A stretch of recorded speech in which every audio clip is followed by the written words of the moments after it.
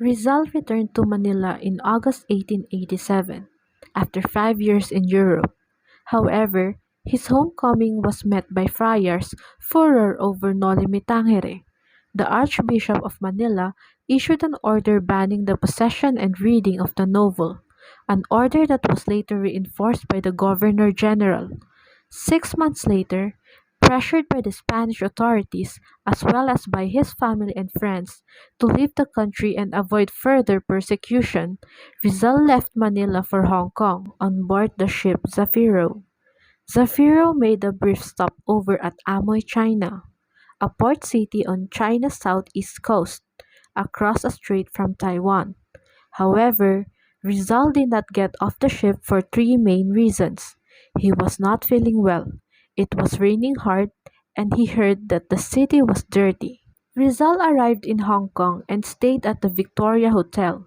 He was welcomed by his Filipino residents, including his friends Jose Maria Basa, Balbino Mauricio, and Manuel Irarte.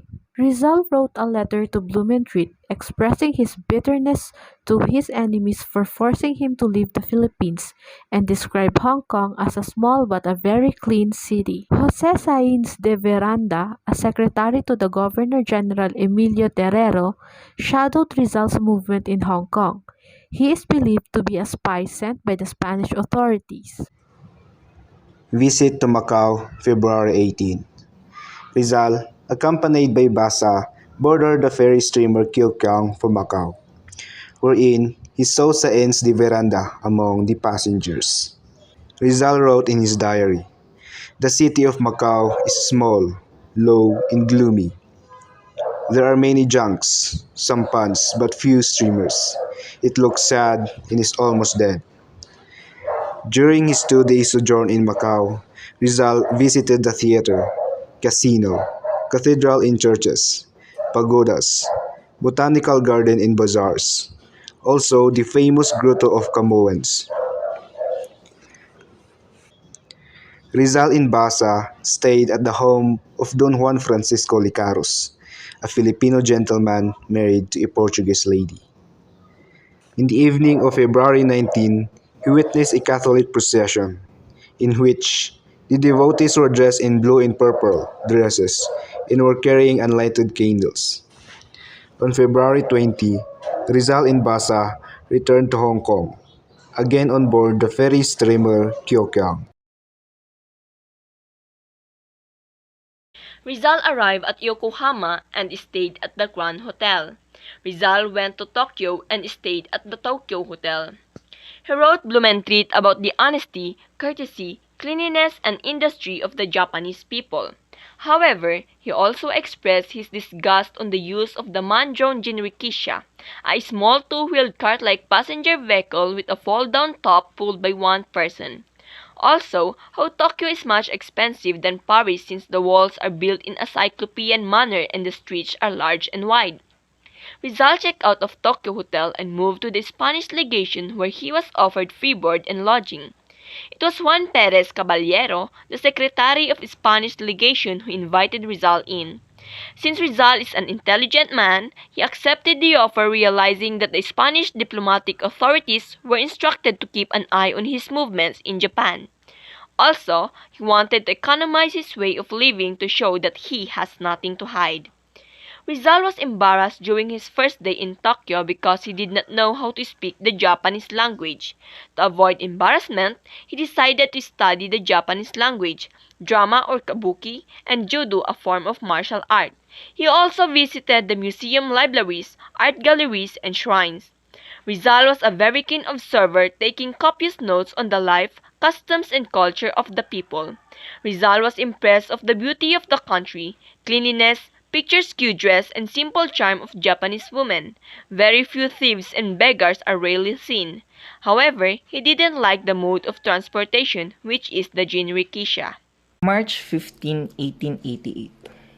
Rizal met a beautiful girl while walking past the Spanish legation gate. He made inquiries among the legation employees and learned that her name was Seko Usoy. She was a samurai daughter, 23-year-old, and never experienced true love. She was a woman of beauty, charm, modesty, and intelligence. The following afternoon, Rizal and the Japanese gardener wait at the legation gate and watch for the girl. They met and introduced himself as a physician from Manila who was a guest in legation Spanish. Rizal fell in love with Seiko and affectionately called her Usi-san. Affinity of interest paved the way of their romance. Usi-san's beauty and affection almost tempted Rizal to settle down in Japan. At the same time, he was offered a good job by the Spanish legation. But then, his love for her fatherland and his mission to free his opposed people made him think again. April 13, 1888. Rizal boarded the Belgian, an English steamer at Yokohama bound to San Francisco, USA. He left Japan with a heavy heart, for he knew that he will never see the beauty land again as though his beloved Osisan. So, Zal traveled in the United States of America. April 28, 1888. The steamer Belgic with Rizal on board. So, si Rizal, nag-onboard siya sa steamer Belgic. Tig, tig, tig, tig, tig, tig, tig, tig, tig, tig. So, ayun na siya. With Rizal on board, yung ship nag-dock sa San Francisco on Saturday morning. So, na-place sila sa quarantine for 6 days with the American authorities. Sabi ng mga American authorities, dyan muna kayo. Stay muna kayo dyan for 6 days. Dahil may rumored na cholera epidemic. So, si Rizal with the passengers, he stayed at the ship for 6 days. After 6 days, arrived na si Rizal sa San Francisco. So, pagdating ni Rizal sa San Francisco, anong nakita niya? Ha? Ba't ganito dito? Sabi niya. Ba't may racial discrimination? Why is they are such racist? Sabi. Racial discrimination. So, laking gulat ni Rizal nang makita niya mga racial discrimination. Kasi, hindi naman racist ang mga Filipino. So, after nakita ni Rizal ang mga racial discrimination, so, May 4, 1888, Rizal was permitted to go ashore and registered at the Palace Hotel, which was then considered a first-class hotel in the city. So, after nakita ni Rizal itong mga unfortunate events, pumunta siya sa Palace Hotel na considered first class noon. So, dito siya.